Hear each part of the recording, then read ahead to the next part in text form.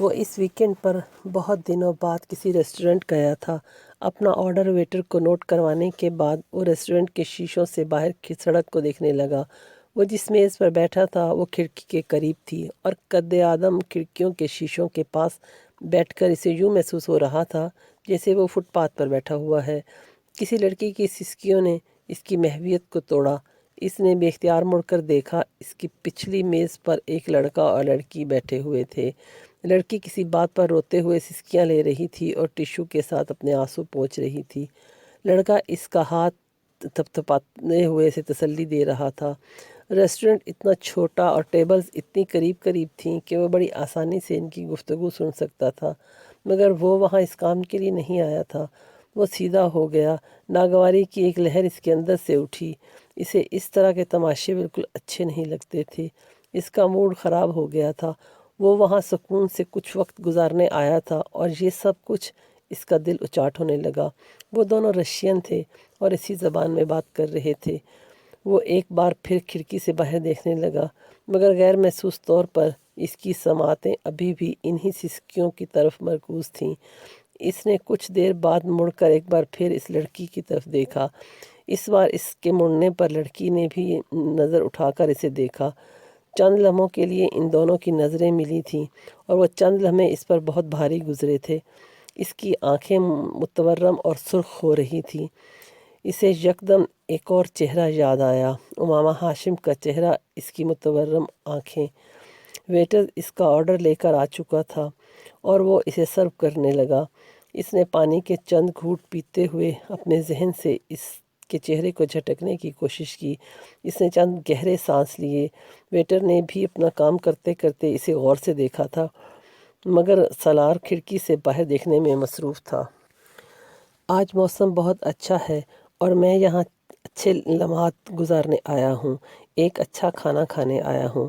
اس کے بعد میں فلم دیکھنے جاؤں گا۔ مجھے اس لڑکی کے بارے میں نہیں سوچنا چاہیے، کسی بھی طرح نہیں۔ وہ پاگل تھی اور مجھے اس کے حوالے سے کسی قسم کا کوئی پچھتاوا نہیں ہونا چاہیے۔ مجھے کیا پتا وہ کہاں گئی؟ یہ سب اس نے خود کیا تھا۔ میں نے صرف مذاق کیا تھا اس کے ساتھ۔ اگر وہ مجھ سے دوبارہ رابطہ کرتی تو میں اسے طلاق دے دیتا۔ لاشعوری طور پر خود کو سمجھاتے سمجھاتے ایک بار پھر اس کا پچھتاوا اس کے سامنے آنے لگا۔ پیچھے بیٹھی ہوئی لڑکی کی سسکیاں اب اس کے دماغ میں نیزے کی طرح چبھ رہی تھیں۔ میں اپنی ٹیبل تبدیل کرنا چاہتا ہوں، اس نے بہت کھردے انداز میں ویٹر کو مخاطب کیا۔ ویٹر حیران ہو گیا۔ کس لیے سر؟ یا تو ان دونوں کی ٹیبل تبدیل کر دو یا میری، اس نے ہاتھ کے اشارے سے کہا۔ ویٹر نے ایک نظر اس جوڑے کو دیکھا اور پھر وہ سالار کا مسئلہ سمجھا یا نہیں، مگر اس نے ایک کونے میں لگی ہوئی ٹیبل پر سالار کو بٹھا دیا۔ سالار کو چند لمحوں کے لیے وہاں واقعی سکون ملا تھا۔ سسکیوں کی آواز اب وہاں نہیں آ رہی تھی، مگر اب اس لڑکی کا چہرہ اس کے بالکل سامنے آ گیا تھا۔ چاولوں کا پہلا چمچ منہ میں ڈالتے ہی اس کی نظر اس لڑکی پر دوبارہ پڑی۔ وہ ایک بار پھر بدمزہ ہو گیا۔ اسے ہر چیز یکدم بے ذائقہ لگنے لگی۔ یہ یقیناً اس کی ذہنی کیفیت تھی، ورنہ وہاں کا کھانا بہت اچھا ہوتا ہے۔ انسان نعمتوں کا شکر ادا کرنا نہیں چاہتا۔ یہ میری زبان کا ذائقہ چکھنے کی حس ہے۔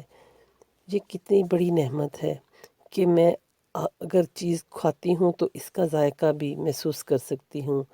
کھانا اچھا ہو تو مجھے کھا کر خوشی محسوس ہوتی ہے۔ بہت سے لوگ اس نعمت سے بھی محروم ہیں۔ اس کے کانوں میں یہ آواز گونجی اور یہ شاید انتہا ثابت ہوئی۔ وہ کسی آتش فشاں کی طرح پھٹ پڑا۔ اس نے پوری قوت سے چمچ اپنی زمین پر پٹخ دیا اور بلند آواز میں دھاڑا، shut up, just shut up. Restaurant میں ایک دم خاموشی چھا گئی۔ وہ اپنی سیٹ پر کھڑا ہو گیا۔ اس کا چہرہ سرخ ہو گیا۔ تم میرے ذہن سے نکل کیوں نہیں جاتی؟ دونوں پٹیوں پر ہاتھ رکھتے ہوئے وہ چلایا، میں تمہیں مار ڈالوں گا اگر تم مجھے دوبارہ نظر آئیں۔ وہ ایک بار پھر چلایا اور پھر اس نے پانی کا ایک گلاس اٹھا کر پانی پیا، اور اس وقت پہلی بار اسے ریسٹورنٹ میں بیٹھے ہوئے لوگوں کی نظروں کا احساس ہوا۔ وہ سب اسے دیکھ رہے تھے۔ ایک ویٹر اس کی طرف آ رہا تھا۔ اس کے چہرے پر تشویش تھی۔ آپ کی طبیعت ٹھیک ہے سر؟ سالار نے کچھ کہے بغیر اپنا والیٹ نکالا اور چند کرنسی نوٹ ٹیبل پر رکھ دیے۔ ایک لفظ بھی مزید کہے بغیر وہ ریسٹورنٹ سے باہر نکل گیا۔ وہ امامہ نہیں تھی، ایک بھوت تھا جو اس کے ساتھ چپٹا ہوا تھا۔ وہ جہاں جاتا وہ وہاں ہوتی، کہیں اس کا چہرہ، کہیں اس کی آواز، اور جہاں یہ دونوں چیزیں نہ ہوتیں وہاں سرار کا پچھتاوا ہوتا۔ وہ ایک چیز بھولنے کی کوشش کرتا تو دوسری چیز اس کے سامنے آ کھڑی ہوتی۔ بعض دفعہ وہ اتنا مشتعل ہو جاتا کہ اس کا دل چاہتا کہ اگر وہ دوبارہ اس سے ملے تو وہ اس کا گلا دبا دے گا یا اسے شوٹ کر دے گا۔ اسے ہر اس بات سے نفرت تھی۔ اس رات اس کے ساتھ سفر میں گزارے ہوئے چند گھنٹے اس کی پوری زندگی تباہ کر رہے تھے۔ مگر آپ کیوں آ رہے ہیں؟ سالار نے جھنجھلا کر سب سے بڑے بھائی سے کہا۔ وہ دونوں فون پر بات کر رہے تھے اور اس نے سالار کو چند دنوں بعد نیو ہیون آنے کی اطلاع دی تھی۔ سالار اس وقت اگر روٹین کی زندگی گزار رہا ہوتا تو یہ اطلاع پر یقیناً خوش ہوتا، مگر وہ اس وقت جس ذہنی ابتری کے دور سے گزر رہا تھا اس میں کامران کا آنا اسے بے حد ناگوار گزر رہا تھا، اور وہ یہ ناگواری چھپا بھی نہیں سکا۔ کیا مطلب ہے تمہارا؟ کیوں آ رہے ہیں؟ تم سے ملنے آ رہا ہوں۔ کامران اس کے لہجے پر کچھ حیران ہوا۔ اور پاپا بھی کہہ رہے تھے کہ میں تم سے ملنے کے لیے جاؤں۔ تم مجھے ایئرپورٹ سے پک کر لینا، میں تمہیں ایک دن پہلے اپنی فلائٹ کی ٹائمنگ کے بارے میں بتا دوں گا۔ کچھ دیر ادھر ادھر کی باتیں کرنے کے بعد اس نے فون بند کر دیا۔ 4 دن بعد اس نے کامران کو ایئرپورٹ سے ریسیو کیا۔ وہ سالار کو دیکھ کر حیران ہو گیا۔ تم بیمار ہو؟ اس نے چھوٹتے ہی سالار سے پوچھا۔ نہیں، میں بالکل ٹھیک ہوں، سالار نے مسکرانے کی کوشش کی۔ لگ تو نہیں رہا؟ کامران نے تشویش سے پوچھا۔ وہ آنکھوں میں آنکھیں ڈال کر بات کرتا تھا۔ آج خلاف معمول وہ آنکھیں چرا رہا تھا۔ ڈرائیو کرتے ہوئے وہ غور سے اسے دیکھ رہا تھا۔ وہ بے حد احتیاط سے ڈرائیو کر رہا تھا۔ کامران کو حیرانی ہوئی۔ وہ اس قدر رف ڈرائیور تھا کہ اس کے ساتھ بیٹھتے ہوئے بڑے سے بڑا جی دار آدمی بھی ڈر جاتا تھا۔ ساتھ کو یہ بات اس کوئی مثبت تبدیلی لگی، مگر یہ واحد مثبت تبدیلی تھی جو اس نے محسوس کی۔ باقی تبدیلیاں اس کو اور پریشان کر رہی تھیں۔ اسٹڈی کیسی جا رہی ہے تمہاری؟ ٹھیک ہے۔ اسے سفر کے دوران بھی اسی طرح کے جواب ملتے رہے تھے۔ یہ اس کے اپارٹمنٹ کی حالت تھی جس نے کامران کو اور مضطرب کر دیا اور وہ مشتعل ہو گیا۔ یہ تمہارا اپارٹمنٹ ہے سالار؟ مائی گاڈ! سالار کے پیچھے اس کے اپارٹمنٹ میں داخل ہوتے ہی وہ چلا اٹھا۔ سالار اپنی چیزوں کو جس طرح نظم و ضبط سے رکھنے کا عادی تھا وہ یہاں کہیں نظر نہیں آ رہا تھا۔ وہاں ہر چیز ابتری حالت میں نظر آ رہی تھی۔ جگہ جگہ اس کے کپڑے، جرابیں اور جوتے بکھرے ہوئے تھے۔ کتابوں، اخباروں اور میگزین کا بھی یہی حال تھا۔ کچن کی حالت سب سے بری تھی اور باتھ روم کی بھی اس سے بھی زیادہ۔ کامران کو کچھ شوق کی حالت میں پورے اپارٹمنٹ کا جائزہ لیتے ہوئے عجیب محسوس ہوا۔ کتنے ماہ سے تم نے صفائی نہیں کی؟ میں ابھی کر دیتا ہوں، سالار نے سرد مہری کی عالم میں چیزیں اٹھاتے ہوئے کہا۔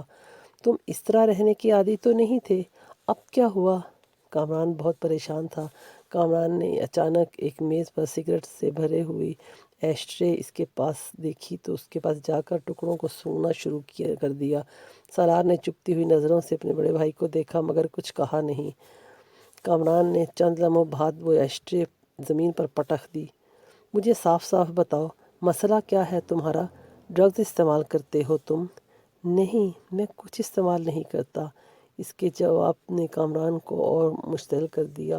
وہ اسے کندھے سے پکڑ کر تقریباً کھینچتے ہوئے باتھ روم کے آئینے کے سامنے لے آیا۔ شکل دیکھو اپنی، کیسی ہو گئی ہے تمہاری؟